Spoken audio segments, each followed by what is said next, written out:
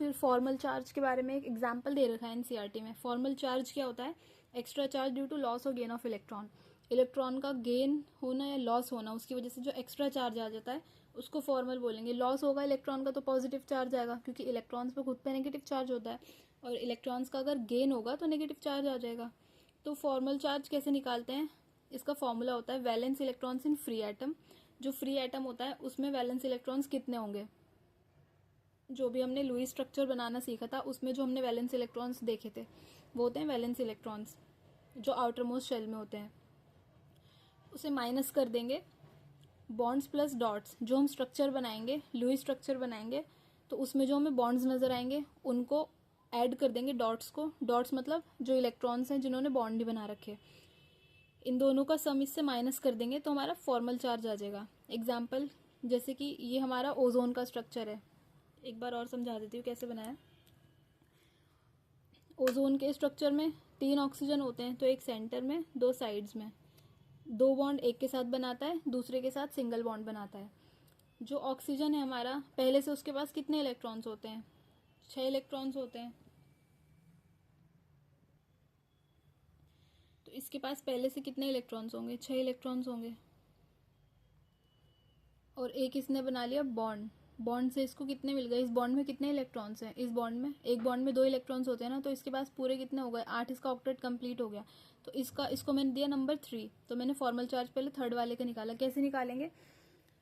क्या फॉर्मूला है? Valence electrons in free atom. Oxygen जब फ्री एटम होता है तो कितने वैलेंस इलेक्ट्रॉन्स होते हैं? उसमें 6 होते हैं, अभी हम देख चुके हैं ये। अगर क्लोरीन होता तो 7 होते हैं, कार्बन में 4 होते हैं, हाइड्रोजन में 1 ही होता है। तो 6 इसके वैलेंस इलेक्ट्रॉन है, इसे माइनस करेंगे, फिर ब्रैकेट बना के ब्रैकेट के अंदर हमें सम करना है बॉन्ड्स प्लस डॉट्स। इसने कितने बॉन्ड बना रखे हैं? 1 बॉन्ड बना रखा है, 1 लिख देंगे। डॉट्स इसके अराउंड कितने हैं? 6 डॉट्स, प्लस 6 कर देंगे। इन दोनों को प्लस करेंगे तो 7 आएगा। 6 में से 7 माइनस करेंगे तो क्या आएगा? -1। तो इस पे कितना फॉर्मल चार्ज आएगा? -1। इसके ऊपर आएगा -1 फॉर्मल चार्ज। ऐसी हमारा ये, इसको मैंने सेकंड नंबर दिया। इस पे कैसे फॉर्मल चार्ज निकालेंगे? इसने कितने बॉन्ड्स बना रखे हैं? इसने 3 बॉन्ड्स तो बना रखे हैं। इसके पास कितने इलेक्ट्रॉन्स हैं बॉन्ड से? 1 2 3 4 5 6। तो जो अनपेयर्ड, जो बिना बॉन्ड वाले नॉन बॉन्डिंग इलेक्ट्रॉन्स 2 ही बचे ना, 2 ही बचे ना, तभी ऑक्टेट कंप्लीट होगा ना। यहाँ पे 6 हो चुके थे तो 2 और बना दिए, 6 + 2 8। इसका कैसे निकालेंगे अब? फ्री ऑक्सीजन में कितने इलेक्ट्रॉन्स होंगे? 6। उसमें से माइनस करेंगे बॉन्ड्स प्लस डॉट्स। बॉन्ड्स इसने कितने बनाए कंपाउंड में? 3। इसने 3 बॉन्ड्स बना रखे हैं और 2 डॉट से 3 + 2 5। तो 6 - 5 सेकेंड वाले पे, 6 - 3 + 2 जो भी समझा है 5 हो जाएगा। दोनों माइनस कर देंगे, +1 आ जाएगा। ऐसे जो हमारा फर्स्ट वाला था उसमें से कैसे निकालेंगे? ये फर्स्ट वाला ऑक्सीजन है, इसने 2 बॉन्ड्स बना रखे हैं ऑलरेडी। अगर इसने 2 बॉन्ड्स बना रखे हैं मतलब कितने इलेक्ट्रॉन्स इसके पास आ गए? 1 2 3 4। तो नॉन बॉन्डिंग इलेक्ट्रॉन कितने बनेंगे? 4 बनेंगे। तो 4 डॉट्स इधर बना दिए। अब फॉर्मूले से करेंगे, 4 डॉट्स हैं और 2 बॉन्ड्स है इसके पास, तो 4 + 2 6 हो गया। तो और फ्री एटम में कितने इलेक्ट्रॉन्स होते हैं? 6। तो 6 - 6 इज 0। तो इसके ऊपर 0 चार्ज आएगा, कोई चार्ज नहीं आएगा इसके ऊपर। तो जो थर्ड वाला है उसके ऊपर 0 फॉर्मल चार्ज आएगा। तो जब स्ट्रक्चर बनाएंगे ओजोन का, एग्जाम में इसके ऊपर ऐसे पूछ लेते हैं, कार्बन ऑक्सीजन को नंबर दे देंगे कोई भी और पूछेंगे इस पे कितना फॉर्मल चार्ज होगा। तो इस वाले पे 0 होगा जिसने 2 बॉन्ड बना रखे हैं। सेंटर वाले पे +1। निकालना आगे निकाल लेंगे, वहां पे रटना नहीं है, वहां पे निकालना है। और लास्ट वाले पे -1 फॉर्मल चार्ज आ जाएगा। देन हमने पढ़ा था अलग अलग टाइप के बॉन्ड्स होते हैं, आयनिक, कोवेलेंट, कोऑर्डिनेट। तो आयनिक बॉन्ड्स बनते हैं। आयनिक कैसे बनते हैं? जब इलेक्ट्रॉन का ट्रांसफर होता है एक से दूसरे में।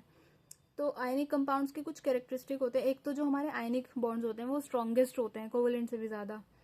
तो ये हमारे स्ट्रॉन्गेस्ट बॉन्ड होते हैं। और आयनिक करेक्टर डायरेक्टली प्रोपोर्शनल होता है delta EN। EN is electronegativity, और डेल्टा का मतलब होता है डिफरेंस, मतलब इलेक्ट्रोनेगेटिविटी डिफरेंस के डायरेक्टली प्रोपोर्शनल होता है आयनिक करेक्टर। तो जो 2 एटम आयनिक बॉन्ड बना रहे हैं उनके बीच में इलेक्ट्रोनेगेटिविटी डिफरेंस जितना ज्यादा होगा, इसका मतलब है कि एक बहुत ज्यादा इलेक्ट्रोपॉजिटिव होगा, एक बहुत ज्यादा इलेक्ट्रोनेगेटिव होगा, तो उतना ही ज्यादा स्ट्रॉन्ग उनके बीच में बॉन्ड बनेगा। इलेक्ट्रोपॉजिटिव मतलब जिसपे पॉजिटिव चार्ज आता है, जो आसानी से इलेक्ट्रॉन्स को लूज कर देता है। इलेक्ट्रोनेगेटिव मतलब जिसकी इलेक्ट्रॉन गेन करने की टेंडेंसी बहुत ज्यादा होती है। उनका आयनिक कैरेक्टर बहुत ज़्यादा होगा, क्योंकि जितना अपोजिट कैरेक्टर होगा उतना ही ज़्यादा अट्रैक्ट करेंगे वो एक दूसरे को, पॉजिटिव और नेगेटिव वाले।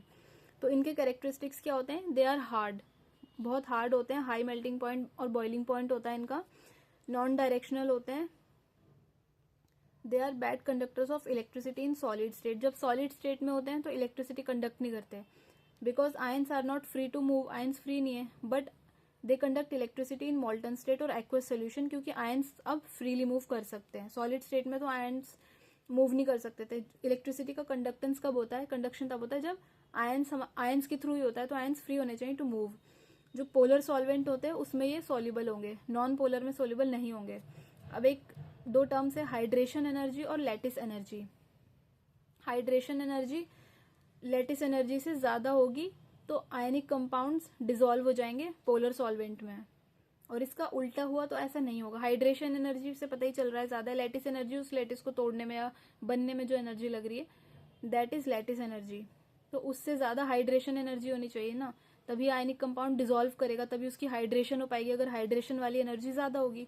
हाइड्रेशन एनर्जी होती क्या है? हाइड्रेशन एनर्जी क्या है? जैसे हमारा NaCl है, उसको वाटर में मैंने डिसॉल्व कर दिया, तो जो उसके आयन से वो अलग अलग हो जाएंगे, इसी को हाइड्रेशन एनर्जी बोलते हैं। एक्वस बन जाएगा सोडियम का आयन एंड क्लोरीन का ion, which is chloride ion. तो amount of energy release when 1 mole of ionic compound is dissolved in water. 1 mole ionic compound को मैंने पानी में डिसॉल्व कर दिया, तो ये दोनों अलग हो जाएंगे और एनर्जी रिलीज होगी, उसको हम बोलेंगे हाइड्रेशन एनर्जी। फिर दूसरी हमारी लैटिस एनर्जी होती है। लैटिस एनर्जी क्या होती है? Amount of energy required when 1 mole of ionic compound is converted into its ions. Ions की फॉर्म में कन्वर्ट करने में जो एनर्जी हमें लगेगी, जैसे NaCl को ही Na+ और Cl- में तोड़ने में जो एनर्जी लगेगी वो होगी हमारी हाइड्रेशन एनर्जी। और अगर इसका उल्टा करना हो, बॉन्ड बनाना हो, तो एनर्जी रिलीज होगी। बॉन्ड बनने में एनर्जी रिलीज क्यों होगी? क्योंकि बताया था ना स्टार्टिंग में कि जब बॉन्ड बनते हैं तो स्टेबल हो जाते हैं और उनकी एनर्जी कम हो जाती है, तो एनर्जी रिलीज हो गई, जब भी तो एनर्जी कम हो गई ना। एनर्जी और स्टेबिलिटी इन्वर्सली प्रोपोर्शनल होते हैं। तो जैसे Na+ है प्लस Cl-, इन दोनों को NaCl बनाने में जो एनर्जी लगेगी वो लैटिस एनर्जी होगी, सॉरी रिलीज होगी, एनर्जी विल बी रिलीज्ड, तो वो होगी हमारी लैटिस एनर्जी। अब लैटिस एनर्जी दो चीज़ों पे डिपेंड करती है। एक तो हमारे चार्ज पे डिपेंड करेगी कंपाउंड के, जितना ज़्यादा चार्ज होगा उतनी ही ज़्यादा लैटिस एनर्जी होगी, एंड हाइड्रेशन एनर्जी जो होगी वो भी चार्ज पे डिपेंड करेगी डायरेक्टली। दोनों के दोनों चार्ज पे डायरेक्टली डिपेंड करेंगे, लैटिस एनर्जी भी और हाइड्रेशन एनर्जी भी चार्ज के डायरेक्टली प्रोपोर्शनल है। अब एक नोट है, ionic bonds will more easily be formed if ionization energy is low and electron gain enthalpy is high. Ionization energy कम होनी चाहिए, इलेक्ट्रॉन गेन एंथैल्पी हाई होने का मतलब क्या होता है? इलेक्ट्रॉन गेन एंथैल्पी हाई का मतलब है ज़्यादा negative electron gain enthalpy. Ionisation energy क्या होती है? इलेक्ट्रॉन निकालने में जो एनर्जी लगेगी, तो वो तो कम होनी चाहिए ना, तभी तो आसानी से बॉन्ड बनेंगे। और हमारी इलेक्ट्रॉन गेन एंथैल्पी हाई होनी चाहिए ताकि जल्दी से इलेक्ट्रॉन गेन करके बॉन्ड बना सके। एक में से इलेक्ट्रॉन निकालना है, दूसरा गेन करेगा, तो निकालने में एनर्जी कम लगे और जो गेन कर रहा है वो जल्दी से इलेक्ट्रॉन ले ले, तो जल्दी बॉन्ड बनेंगे। और लेटिस एनर्जी हाई होनी चाहिए, high lattice energy means more stability, तो जल्दी आयनिक बॉन्ड्स बनेंगे, इजीली बनेंगे। वन मोर थिंग, एक तो चार्ज पे डिपेंडेंस देख ली, दूसरी इनकी डिपेंडेंस साइज पे भी होती है। साइज के इन्वर्सली प्रोपोर्शनल होती हैं दोनों चीज़ें, लेटिस एनर्जी भी एंड हाइड्रेशन एनर्जी भी। शॉर्ट फॉर्म में लिख दिया Le and He। साइज के इन्वर्सली प्रोपोर्शनल मतलब छोटा वाला जो आयन होगा उसको ज़्यादा टाइम लगेगा, उसको ज़्यादा एनर्जी देने लगेगी छोटे साइज़ की, एंड बड़े साइज़ की एनर्जी कम लगेगी। और चार्ज दोनों के डायरेक्टली प्रोपोर्शनल है। ज़्यादा चार्ज मतलब पॉजिटिव, कम चार्ज मतलब नेगेटिव, या फिर पॉजिटिव में अगर दो पॉजिटिव हो, एक पे +3 एक पे +2, तो जिस पे ज़्यादा बड़ा चार्ज है उसकी लेटिस और हाइड्रेशन ज़्यादा होगी एज़ कम्पेयर टू +2। और अगर नेगेटिव होगा तो फिर ऑफकोर्स नेगेटिव वाले की ही कम होगी।